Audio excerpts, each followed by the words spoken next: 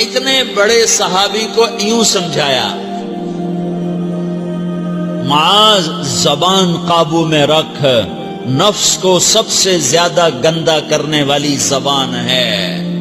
ہر کوئی زانی نہیں ہوتا، ہر کوئی شرابی نہیں ہوتا، ہر کوئی سود خور نہیں ہوتا، ہر کوئی بے نمازی نہیں ہے۔ 100 میں 10 نمازی ہیں، 40-50 جمعہ پڑھنے والے بھی ہیں، روزہ رکھنے والے بھی 30-40% ہیں، زکوٰۃ دینے والا بھی 100 میں کوئی ایک مل جائے گا، لیکن زبان پہ قابو پانے والا 100 میں ایک بھی نہیں ہے، 1000 میں ایک بھی نہیں ہے، 10,000 میں ایک بھی نہیں ہے، 20,000 میں ایک بھی نہیں ہے، 50,000 میں ایک بھی نہیں ہے، 1,00,000 میں ایک بھی نہیں ہے، 1 کروڑ میں ایک بھی نہیں ہے کہ جو زبان پہ قابو پاتا ہو،